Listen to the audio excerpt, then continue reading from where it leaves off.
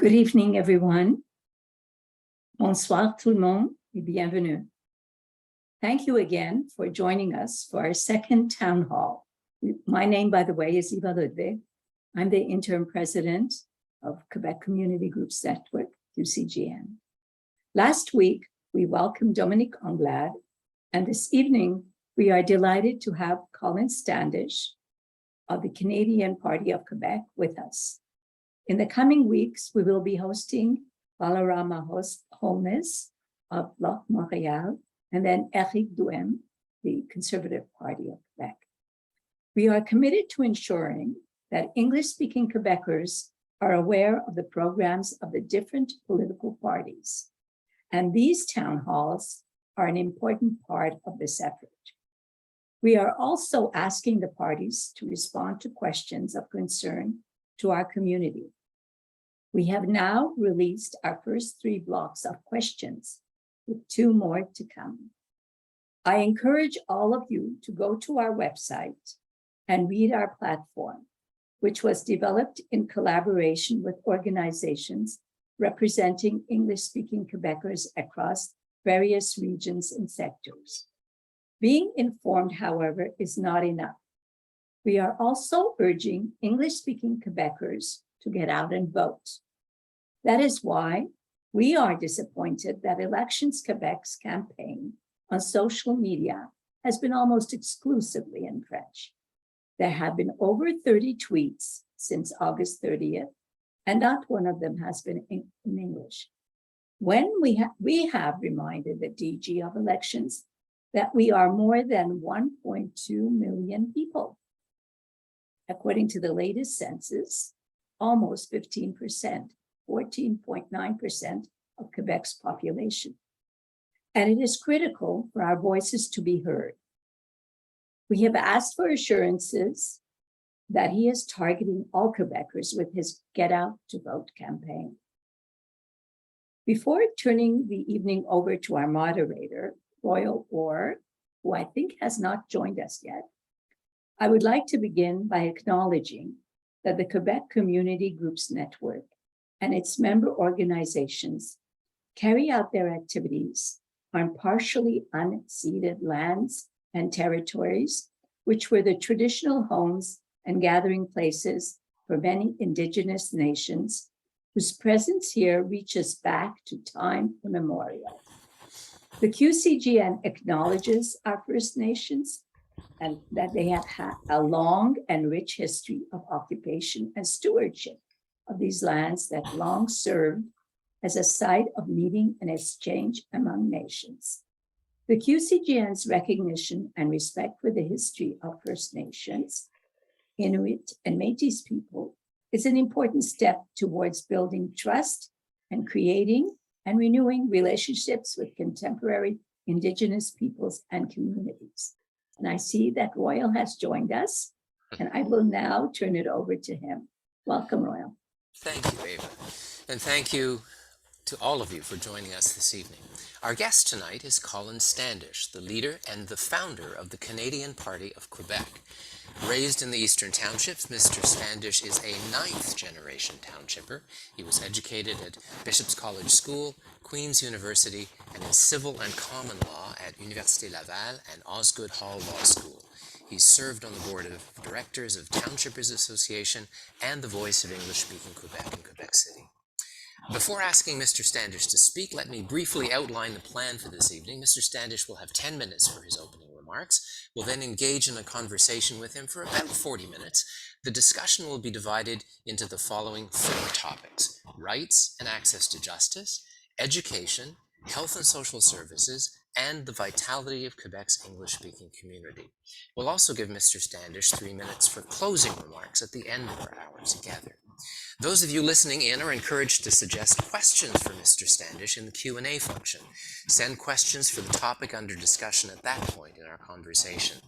We like to know who we're talking with, so we also suggest you include your name and where you're writing from. Please note that all attendees were automatically muted as they entered the event. You'll not have the option to turn on mics or video cameras. Please keep both your questions and Mr. Standish, your answers brief so we can get to as many of them as possible. And if you're experiencing any technical difficulties, please send an email to events@qcgn.ca. And now, I'd like to call on Colin Standish for his opening remarks. Welcome, Colin. Thank you, Royal Ava. Thanks. Thank you for having me here this evening. It's such a pleasure and such an honor. Just give me one moment. But yeah, I'm here in my capacity as leader of the Canadian Party of Quebec. We are a new provincial party founded several months ago. In this election, the battle for Quebec is on. We are on a precipice in this coming election. Our ability to remain Canadian and to exist in Quebec is on the ballot in October. We need to stop dividing Quebecers by ethnicity and language. The Canadian Party of Quebec will be there proposing new and innovative solutions. We will push the agenda to reverse policies that have crippled all Quebecers for decades and knock down artificial legislative barriers to identity and language in Quebec. We need to fight for respect. On door after door across the island of Montreal and in Quebec and throughout Quebec, people are furious at betrayal by all major political parties when it comes to Bill 96, where our rights as Canadian citizens were traded away. We are the only party that is committed to repealing Bills 96, 21, and 40 in their entirety and providing a new framework for language in Quebec that I'm very excited to discuss with you all this evening. We plan on winning seats in this election. We will stand up to Legault daily in the National Assembly. We will oppose bad bills on principle. We will force debate on motions and bills that are detrimental to all Quebecers. The Canadian Party of Quebec was founded on June 15th, and since then we have made incredible progress towards the goal of restoring respect in Quebec politics, respect for the Constitution, respect for religious rights, respect for linguistic rights, respect for young people's right to decide how and where they want to learn and what they want to become, respect for teachers and doctors and nurses and nursing assistants who care for our youth and for our seniors, but also love their religion, respect for our brothers and sisters and ancestors who fought and defended our great country, the greatest country in the world. The Canadian Party offers a new blueprint for post-Quiet Revolution Quebec, a party that's progressive, right-centered, and resolutely federalist. It's a party for all Quebecers, Anglophones, Francophones, Indigenous peoples, newcomers, disadvantaged and prosperous. The Canadian Party is a new party not beholden to the past. We offer a new paradigm for language, identity, governance, and prosperity for all Quebecers. We will fight for the rights of all Quebecers, including and especially English speakers. We envision a society where old divisions recede and where languages are respected and celebrated. We envision a Quebec that reclaims its mantle as a leading, free, culturally progressive, and bilingual and innovative society in Canada and North America. The Canadian Party is definitively a party for the future. We are proposing the formula and vision for a prosperous and inclusive post-Quiet Revolution Quebec, the answer to petty identity and language politics, perverse incentive structures, and an ever-diminishing socioeconomic fabric. It seems that Mr. Legault's approach the last 4 years has been cloak and dagger towards the independence of Quebec without the pretensions of democratic legitimacy or legal validity. The Canadian Party is for all Quebecers, whether English or French-speaking, newcomer, Indigenous. We support a new cohesion, purpose, and celebration of the diverse origins of all Quebecers. We need to break the zero-sum game of language and identity and cultural wars in this province. Bills 21, 40, and 96 have restructured our country and society in fundamental and illegitimate ways. Quebecers whose faith is visible in ways that deviate from perceived norms are victimized, ostracized, and excluded from civil society in incomprehensible ways. All parties have acquiesced to the erroneous definition of state secularism currently in vogue in Quebec. This form of religious coercion is sanctioned by the state and obliges Quebecers to choose between their employment, access to basic social services, and their personal convictions. It's truly unthinkable and cruel. We are a party of principle. We are a party who will stop this. This leads me to the first foundational principle, of the party, the Canadian Party of Quebec. Rights are rights are rights. We are deeply committed to the defense of human rights, civil liberties, and official language equality in Quebec and Canada. Our second principle, respect for the integrity of the Canadian Constitution. Our party believes that the Constitution is the bedrock of the nation state of Canada, and as well applies in whole to the province of Quebec. Our third principle is bilingualism. The party commits to symmetrical Canadian bilingualism that has currently been in question federally and provincially. In particular, the guarantee to linguistic rights for the two official language minorities recognized in Canada, English and French speakers, from coast to coast to coast. Our fourth principle is educational choice. The party believes firmly that every Quebec resident, regardless of mother tongue, has the inalienable right to educational choice from daycare to cégep and university studies. The government has placed caps on English cégeps, excluding Quebecers based on the language and ethnicity that their parents happen to have or speak, and has placed punitive measures on English students that may prohibit their graduation. Prosperity for all Quebecers is our fifth principle. The party believes that Quebec's prosperity depends on eliminating discrimination against its residents, reimagining the state's role in the economy, investing in health and well-being of all Quebecers, and removing constraints to labor mobility, entrepreneurship, and capital investment. Our sixth principle is rapprochement and reconciliation. The party believes in Quebecers' unity of purpose and social cohesion. It asserts that all Quebecers, be they Canadian citizens, permanent residents, or new arrivals, deserve fair and equitable treatment before the law. And I have a special message this evening to my fellow English speakers. We too can be leaders of Quebec. Quebec is our homeland. There's a place for us here, and our claims are just as legitimate as those of any French speaker. We need not be beholden to reacting to new assaults to our existence, to see our family and friends move away elsewhere, and an ever-diminishing socioeconomic presence. We can be leaders of a movement to unite all Quebecers. We can reach out to our French-speaking neighbors, friends, family, coworkers, and colleagues who will join us to build a better Quebec, because they too share our aspirations for a better life, better opportunities for their children, and are proud, justifiably so, of their language, culture, and heritage. In this election, complacence is not an option. This is a referendum on Bill 96 that seeks to extinguish the English language in Quebec, strip all Quebecers of their basic inalienable rights, and restructure our country and our society in fundamental and illegitimate ways. When people talk about Quebec, will they mention regressive laws, urban poverty, and quaint countryside that are at odds with the modern world? Or will they remark with envy, and us with pride, that we led a movement to harness the power of human dignity for the 21st century? This is our moment.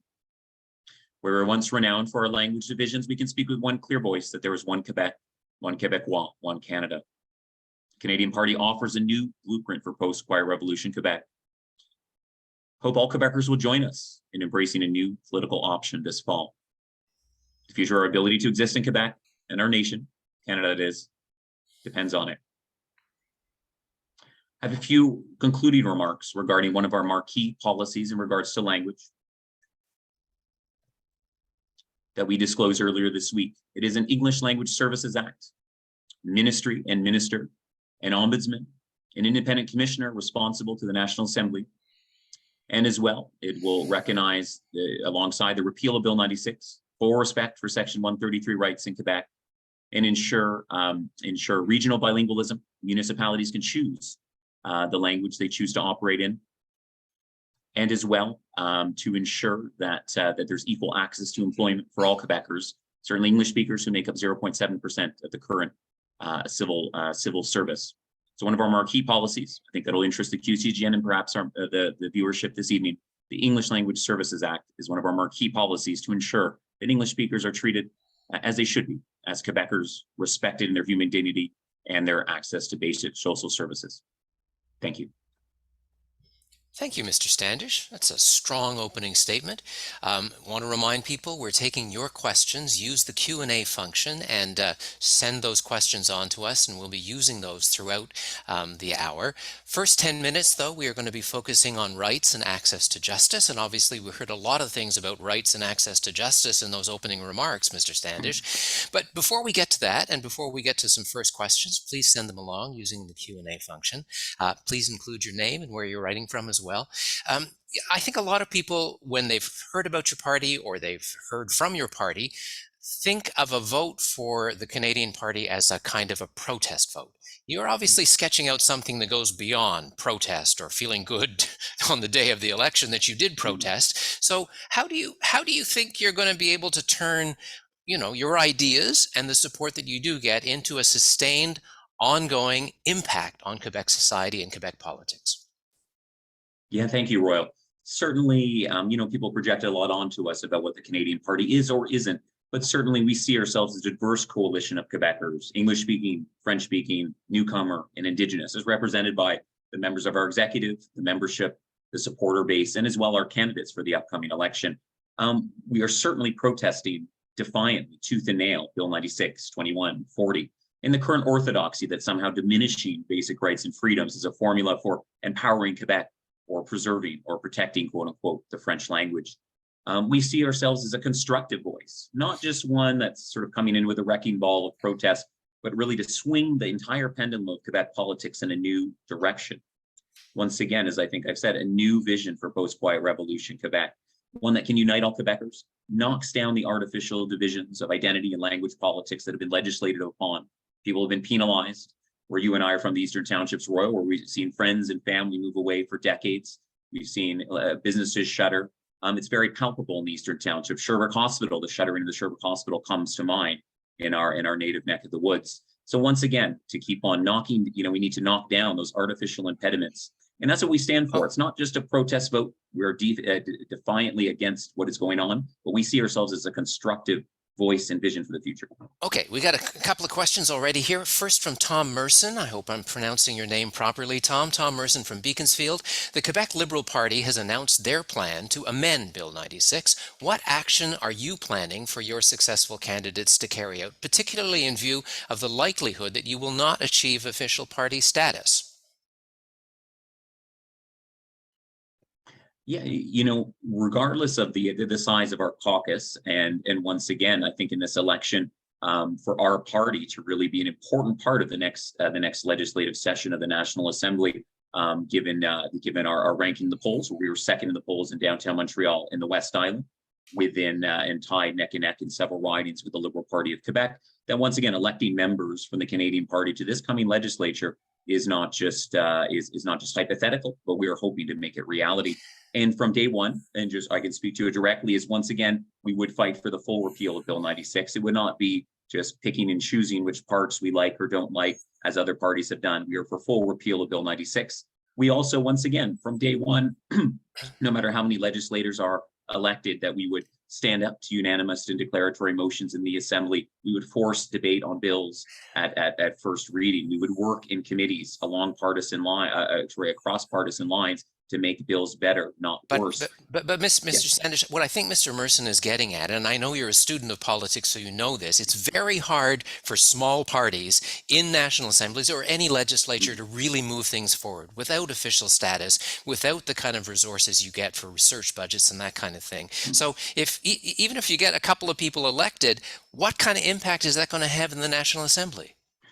Well, once again, I mean, being an officially recognized party, and there are certain, budgets and other rights and privileges one gets, those can be changed by the Assembly, and hopefully those are revisited to encourage small parties to have the resources they need to fully engage. But once again, our principles, our values, speaking truth to power, voice for the voiceless, I think would make us very powerful in the National Assembly, regardless of our size of our caucus or official status, that day in and day out, describing as I did, we can have a real impact on legislative functions in a constructive way to certainly be a voice for minorities and English-speaking Quebecers.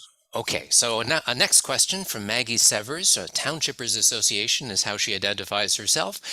I've heard you speak about how your party will seek to influence provincial accountability and priorities. What will be your strategy to encourage and insist on federal intervention in Quebec's oppressive legislative objectives, referring, I assume, to 96 and 21, in particular, probably 40 as well. So how are you going to get the feds involved, Mr. Standish? Certainly, the acquiescence, and really acquiescence isn't strong enough word, the complicity of the federal government and parties that traditionally defended minority rights and language rights in Quebec and Canada have failed all Quebecers and all Canadians. Certainly, the Canadian Party of Quebec encourages the federal government to take a strong stand. We released an action plan on Bill 96 in June. Part of it was to encourage the federal government, once Bill 96 was passed at that time, to refer it to the Supreme Court to actually get an opinion on its legality and constitutionality, or lack thereof, in major parts or the entirety.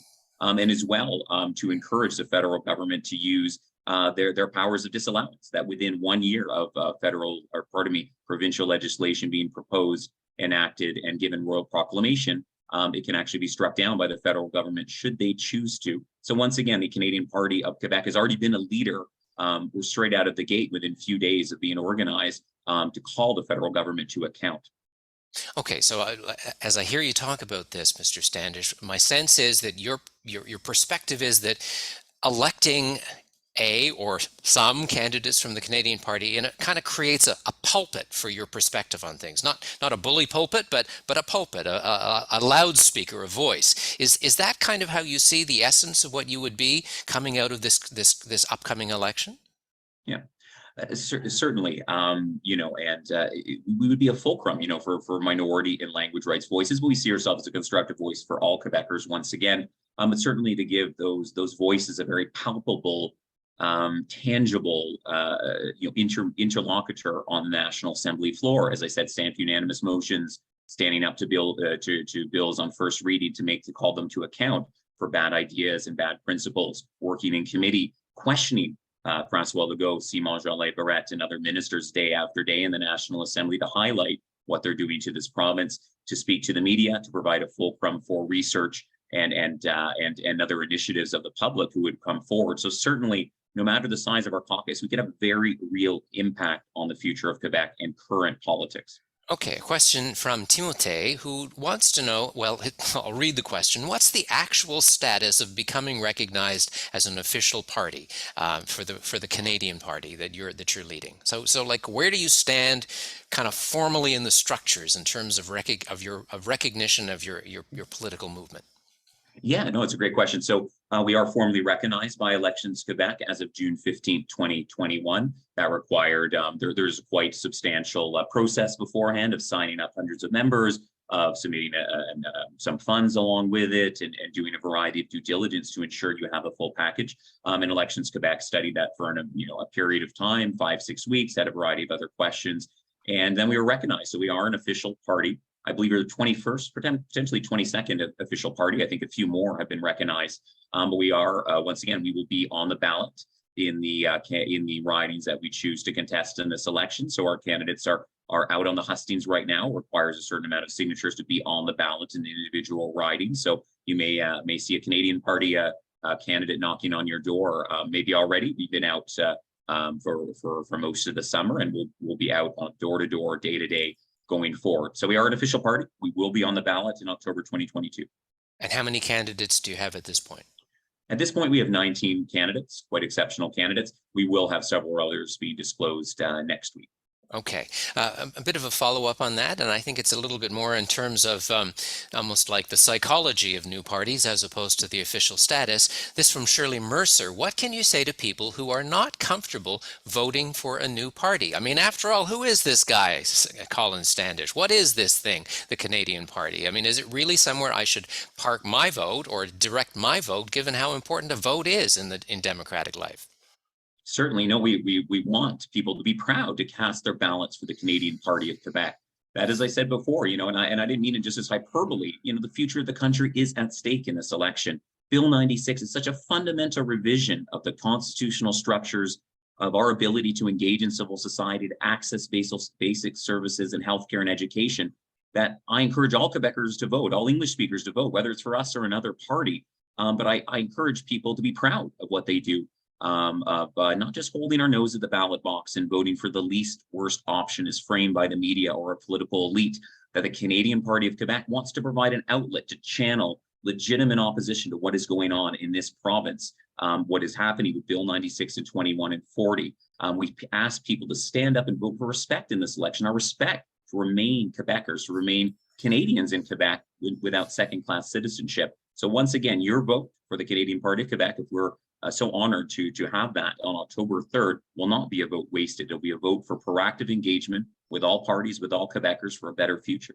But as a follow-on on that specific question about voting for the new party, what do you say to people who say you're just bleeding away votes from the Liberals? They're the only people who are federalists, stated federalists, who have a chance of forming a government. And in some cases, you may be actually enhancing the presence and the power of Legault and the coalition by bleeding votes away from Liberal candidates. So, what do you say to that hesitation about you and your new party? Well, once again, I think voting for the status quo, or that Liberals or any other party, we've been so fundamentally betrayed in so many ways that, once again, casting our ballots for the established parties, from my perspective, which I took along with others, the extraordinary step of founding a party, because it's simply not an option. A vote for Liberal Party Quebec in this election is a vote for Bill 96. They would simply amend 4 aspects of Bill 96 in this election. They've tried to muddy the waters, saying they're against 4 other things. They had a non-binding youth vote to try to muddy the waters and pretend like maybe they're actually against Bill 96. But once again, a definitive fact is that a vote for Liberal Party of Quebec is a vote for Bill 96. It is additionally a vote for Bill 21, that they would amend simply the teachers, that it applies to teachers. That's certainly laudable, but we remove the notwithstanding clause in 2 years. So this is defending Bill 96, Bill 21 in court, allowing litigants who are disadvantaged to spend hundreds of thousands or millions of dollars of their own money to strike down these bills because they lack the courage to actually stand up for basic human rights and freedoms. And as well on federalism, Royal, I want to point out the Liberal Party of Quebec does not actually recognize the 1982 Constitution nor the Canadian Charter of Rights and Freedoms as politically valid or legally binding on Quebec. And as well, they've time and time again with Meech Lake, Charlottetown Accord under Liberal Premier Bourassa proposed a referendum on sovereignty. So once again, when it comes to the fundamental issues of human rights, of language rights, of respect for Canada as a united country, the Liberal Party has failed miserably for decades. So let's move on to education now. Thanks everybody for your questions about rights and access to justice. So if you've got some questions about education, then we would like to hear from you now. Once again, please include your name. We'd love to know who we're speaking with when we put your question in front of Colin Standish, leader of the Canadian Party. So let's talk a little bit about education here. Bill 40 has obviously been regularly in the headlines. More generally, what are you going to do to protect and even enhance the English language school system in Quebec? It's a great question. And in that regards, one of our baseline principles at the Canadian Party of Quebec is to repeal Bill 40. So all English-speaking school boards are currently sort of in a state of flux. So they only exist because of a court injunction that otherwise there would have been a dissolution of the Eastern Township School Board, of the English Montreal School Board, New Frontiers, Riverside, Central Quebec. So one of the biggest impediments is this legislation that, once again, it's renting its way through the courts with injunctions that thankfully protected us from most of the effects of it. Or Bill 40 would probably be better known. It isn't on the tip of people's tongues because we haven't felt the brute force of it. So repeal, lock, stock, and barrel of Bill 40 is a critical bedrock of the Canadian Party of Quebec. As well, allowing freedom of choice in education is one of our marquee policies. It is also one of our fourth principle, is to allow all Quebecers, that children, that guardians, not children once they reach a certain age, obviously, but guardians, parents should define the language of their choice in the public system for how they choose to educate themselves. This is an international right.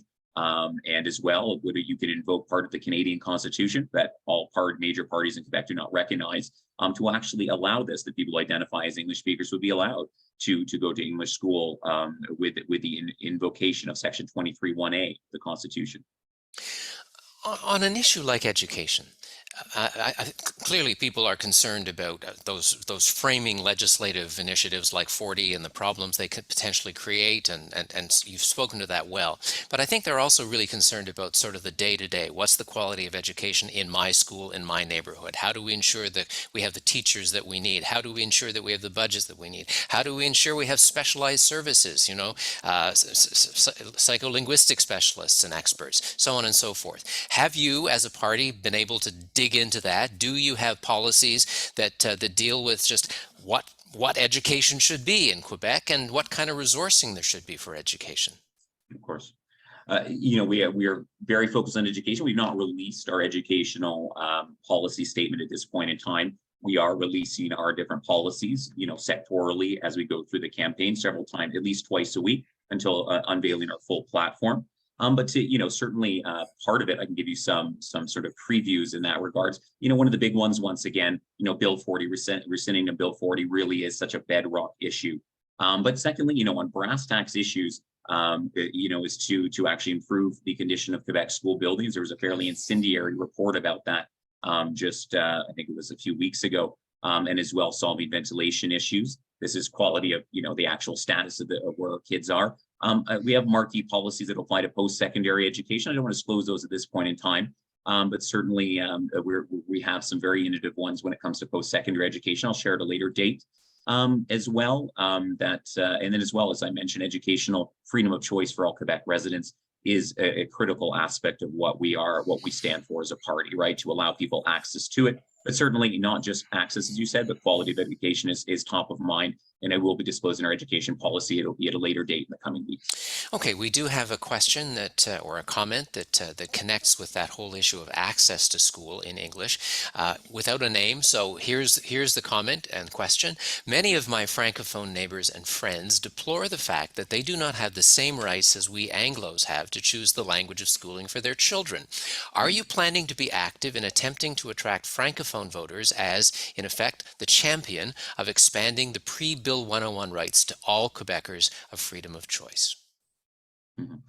Certainly, we feel that what we speak to certainly should and will resonate with French speakers. That 7 of our 19 candidates are from wholly or partly Francophone and French-speaking backgrounds, and we're very proud to have a diverse coalition of candidates for ourselves in the election. And as well, as you spoke to pre-Bill 101 rights, that freedom of choice, that people should define their right to education that's best for their children, is bedrock principle of the party, and one that we stand by completely. That the artificial impediments that we put in place to people choosing the best future for their children is not something I personally have ever understood. And perhaps Royal Orr, we come from the townships where the English and French schools are built next to each other, families commingle, and really, I think currently where we're from, the artificiality of English and French divide, though the two solitudes, there is a very real persistence to that. But once again, if we break down those legislative barriers, that we can really focus on our unity as Quebecers, rebuild our social services, rebuild our economy in fundamental ways. Okay, my apologies to Eric Bender, who was the source of that question, and I just didn't catch it here on the feed. Okay, continuing on this issue, and I think this one's easy to deal with. Just a clarification. Robert Hajali, I hope I pronounced that name right, from Montreal. Would you extend educational choice to primary and secondary schools so all immigrants could go to English schools? And would you expect French Quebecers to accept this? Yes, that is our intention to do so. To allow everybody who would like to access English school or the school, the language of their choice for their children, that should be available to anyone. There should not be second-class citizenships for new Canadians who settle in the province of Quebec. And additionally, once again, the educational choice, from my lived experience, from some of the statistics and studies I've seen over the past, is very popular, that Francophones want their children to be bilingual, to have better access to English language instruction, that having a few years in the English system and going back to French could be very beneficial for a variety of Francophones. I understand there will be some resistance, right? That the children of Bill 101, that newcomers being coerced, let's be honest, forcefully assimilated into French language schools. Is something that's become an orthodoxy. But when I look at it, I don't fully understand why people can't choose what's best for their children in a public government system for themselves. Okay, easy to state that as a principle and intention, but there does seem to be a very powerful consensus in Quebec, in spite of the fact that, yes, some Francophone parents, maybe many Francophone parents, wish in theory they had choice, but there seems to be a very powerful consensus that without some kind of control of access to English language education, Quebec is going to have difficulties sustaining the French language. And some people who would say that the current sort of strength and vigor of the French language is, to a certain extent, maybe even to a large extent, because of the control on access to English education. How do you deal with that strong consensus that seems to exist in Quebec society, that this is essential for the future of the French language and the future of Quebec as a Francophone society? Understood. That there's certainly, I understand it's considered an orthodoxy, but once again, coercing new Canadians, coercing people from the Anglosphere that might come here, as well, newcomers, who come for just a couple of years to work, and have had their eligibility certificate circumscribed down from a 3-year renewable, I believe, to 1-year non-renewable for their children. That these are artificial impediments that I do not understand. And the party as well is vehemently opposed to the idea that Canadians cannot choose the language that best suits their children and it will give them the best opportunities in life. I certainly, and the party does support bilingualism, does support French language instruction in English schools and better English language instruction in French schools, which is often woefully neglected, as well to mention alongside French quality of instruction of the actual teaching of the language itself in French language schools is often forgotten. So once again, that there's a perceived orthodoxy on the subject, but when it comes to the real, brass tacks of it, I really can't understand why to strip people of their constitutional rights, of their rights under international law, is good public policy. Okay, orthodoxy, that's the language you're using to describe it. But I think it's fair to say that for most Francophone Quebecers, they have a sense that the French language needs to be promoted, needs to be protected. And one of the key protections is that, in particular, for new Quebecers arriving from outside of Canada, that their children need to be channeled into the French language system because, as we know from our not so distant past, when there was freedom of choice, many, if not most, of these new Quebecers chose an English language system. So again, I hear your language of orthodoxy, but I'm also wondering, specifically, how do you kind of move this perspective that you have so that it becomes a real force and a force of attraction, not just for this election, but for eventual change of the policy?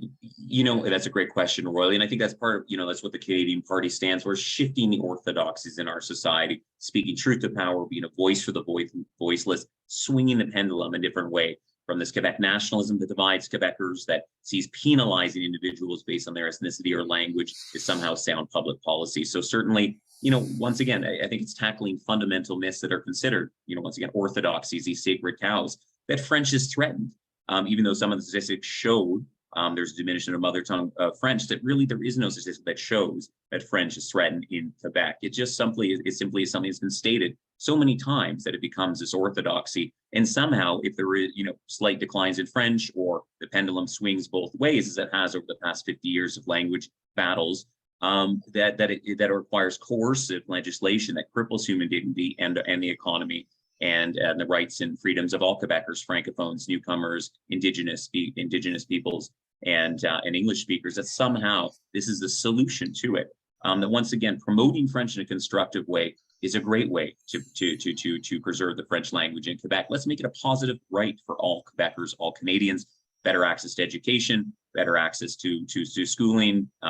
Let's promote it with a variety of other ways. Let's make the OQLF not measuring letters and giving punitive fines, taking away our cell phones and computers, private documents with Bill 96.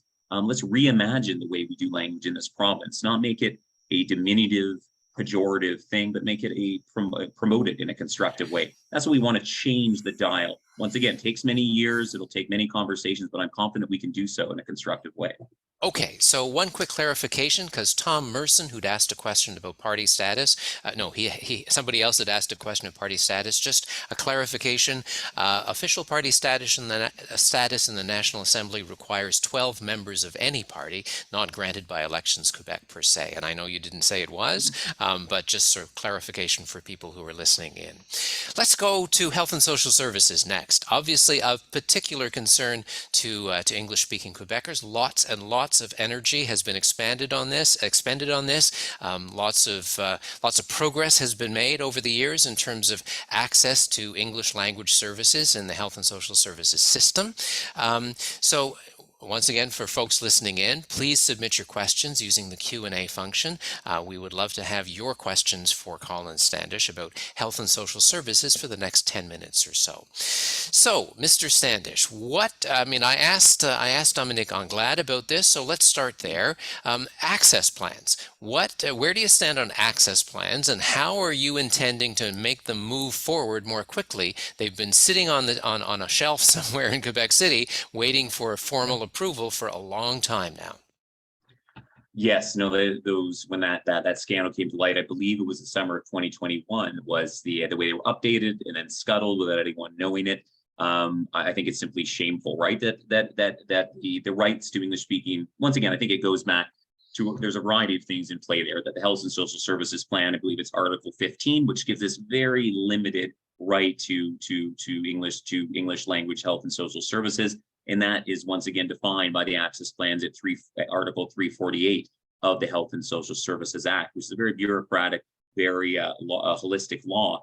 And once again, it sort of gets buried in bureaucracy. That access plans are part of the solution to take them out of the woodwork, to call the government to account for what they have done is critical. But a lot of it comes back to Bill 96, that once again, the impediments that are going to arise when you have to prove you have English eligibility for education to access health and social services, however that is implemented, in which ways it is going to be detrimental to the system. So certainly to dust off the access plans and get them running again, but part of the English Language Services Act that I proposed before will address, a qualified, a right, to English language services throughout the province in health and social services. But a great deal of effort has been put into enhancing English language services.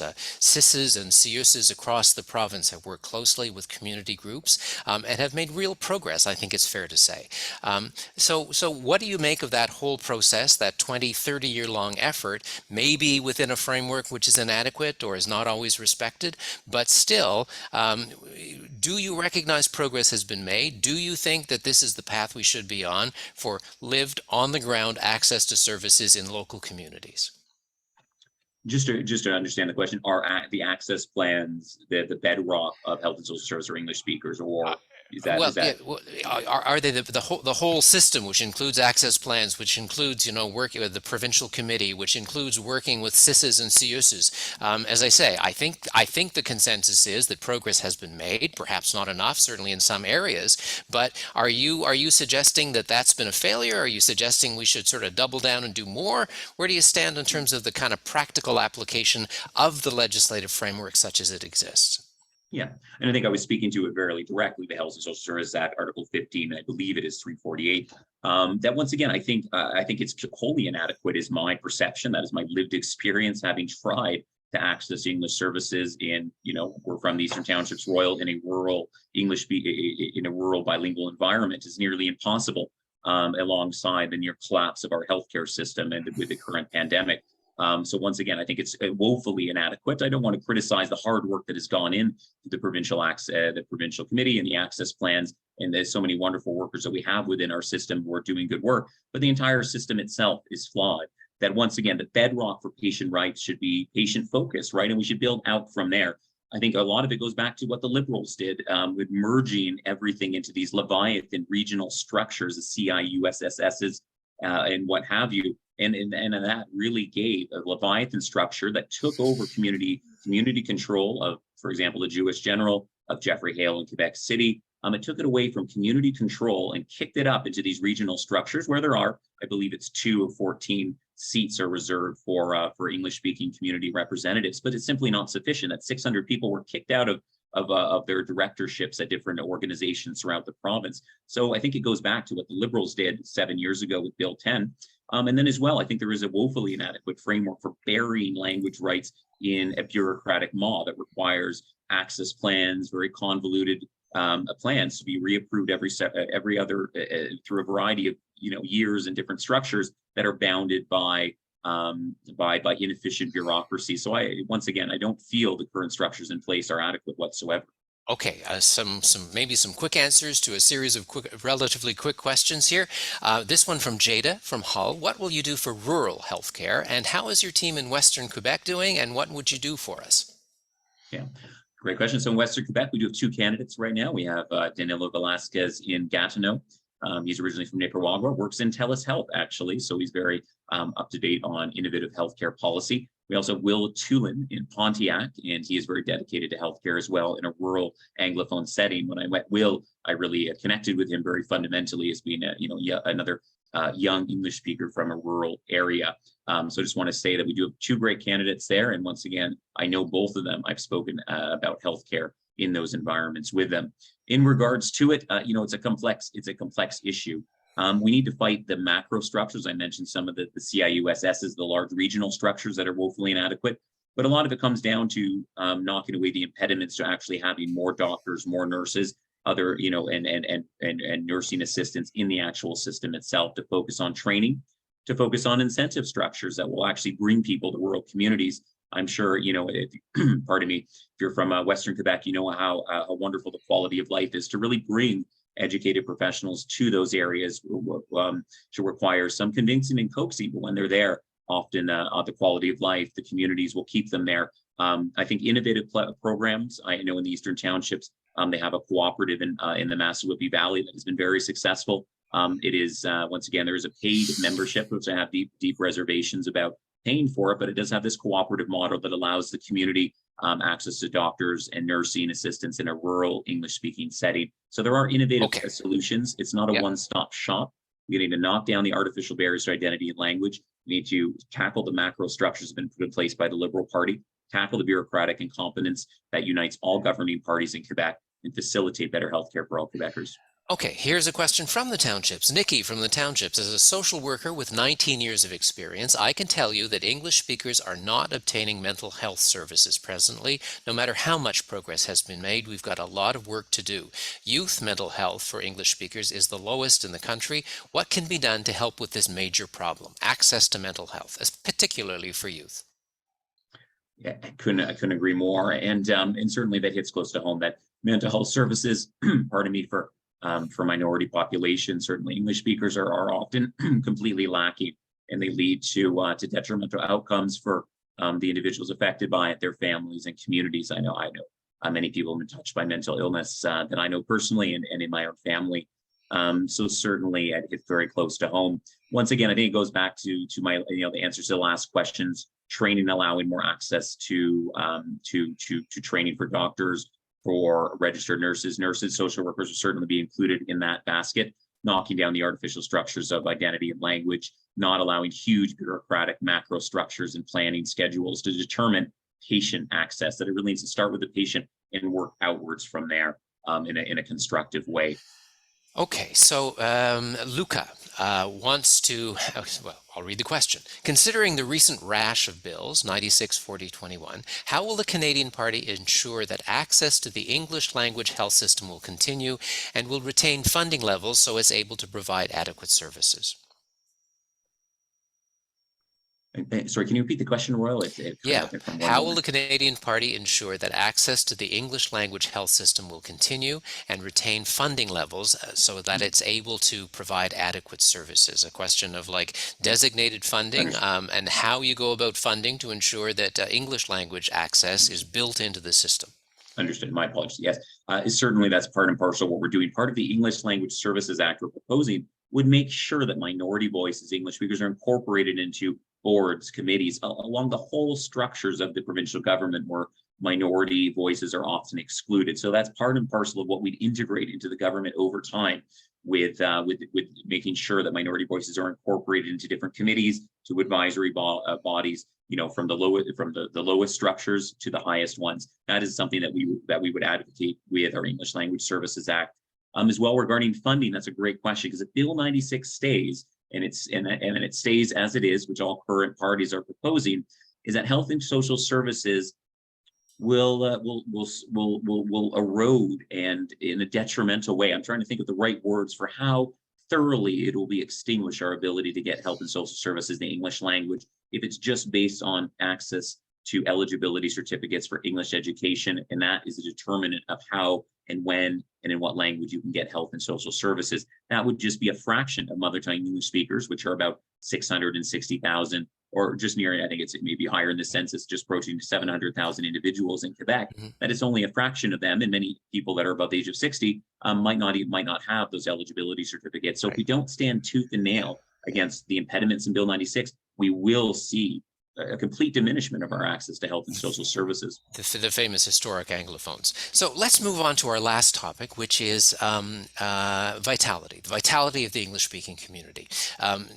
to date, one of the major ways that that's been done is through official language programming funding for official language minority communities out of the federal government, and the Secretariat for Relations with English-speaking Quebecers here in Quebec, established first by the Liberals, continued by the CAQ government, with quite a bit of enhancement of funding over the years.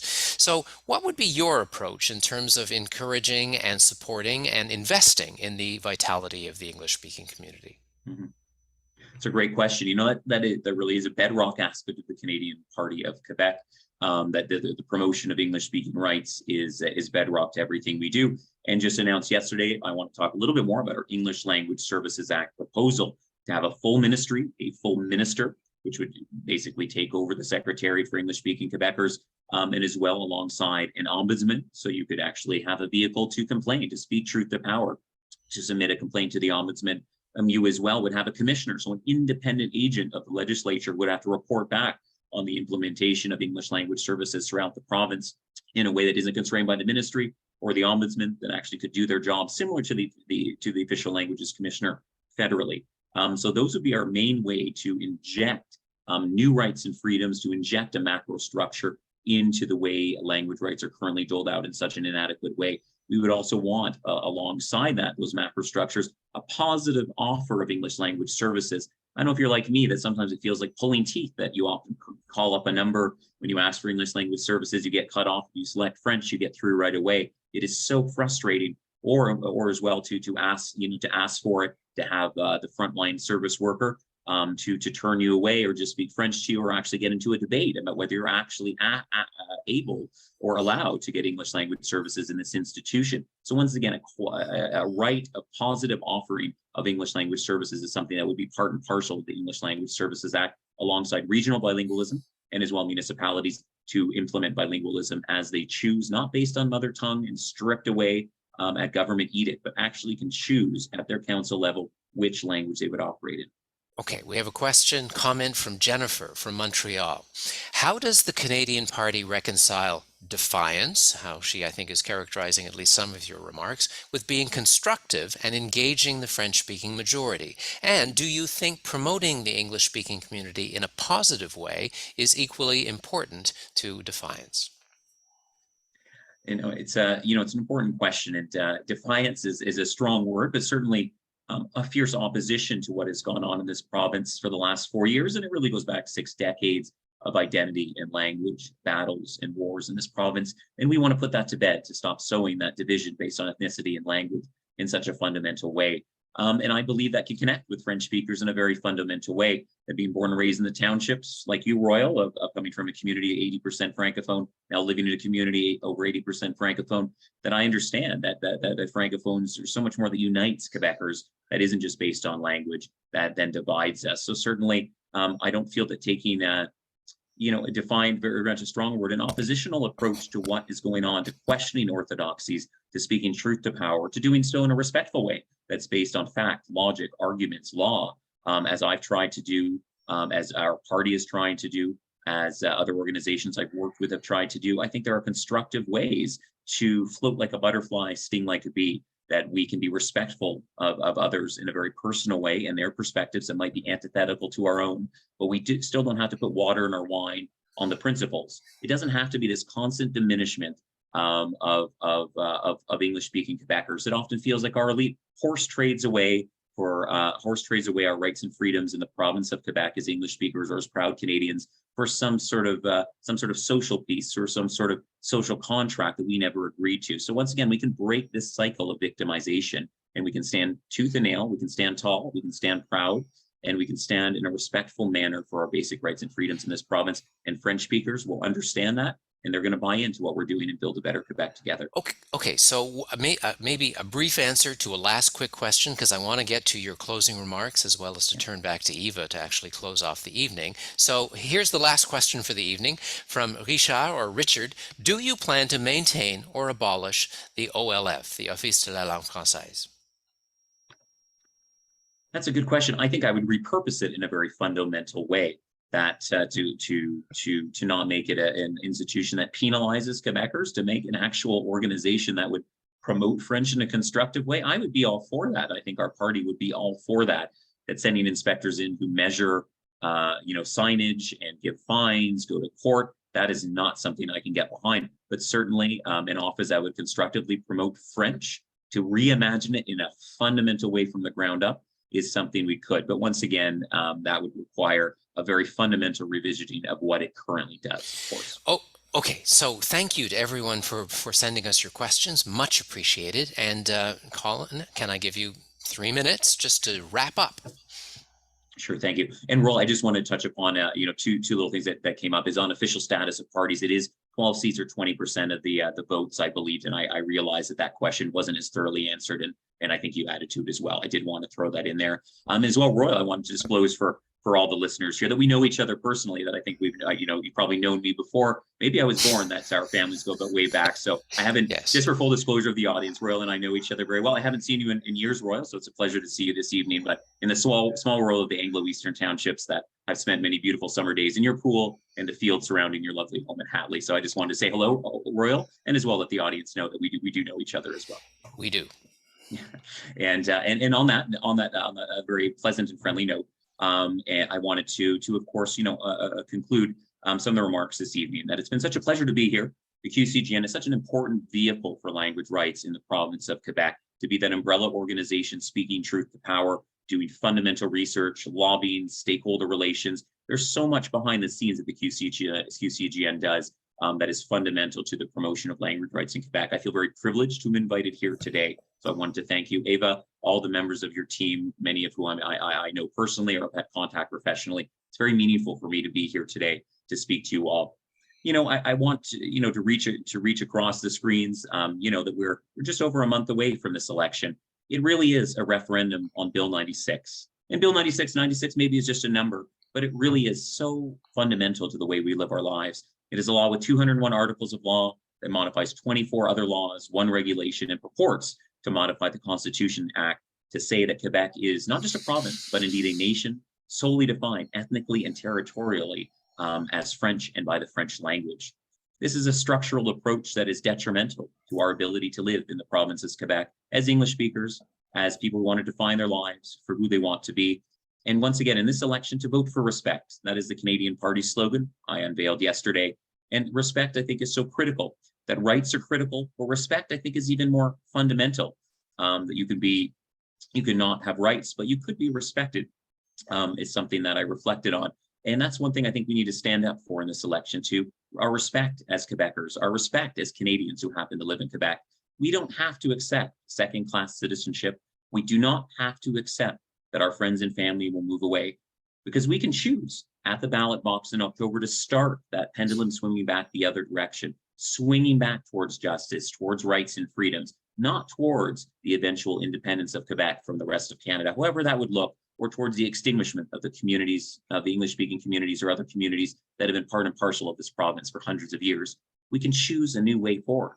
And if we do so right, we can do so with our French-speaking neighbors and friends and family. If we do so right, our friends and family who have moved away for distant shores, other and greener pastures, we can hopefully have them come home again to join us in Quebec. We can do so in a constructive way. We can do so by speaking truth to power. We can do so with logic and fact and emotion. And we're going to unite Quebec. Thank you. Thanks very much, Colin. Back to you, Ava. Thank you very much, Colin. Thank you very much, Royal, for facilitating this very interesting discussion. We hope that we have informed all of you. We want to thank you for joining us. We want all of you, every voter, every English-speaking Quebecer, to be informed, to make their own decisions, and to go out and vote. And voting is very important, because if you don't vote, somebody else will, and you will give 2 votes to someone else by not voting. And is that what we really want? And I invite you to join us next week, Tuesday, September 6th at 6 p.m. to meet with Eric Duhem, the head of the Conservative Party, and to have a very informative evening again. And once again, thank you, Colin, and thank you, Royal, and thank you, everyone.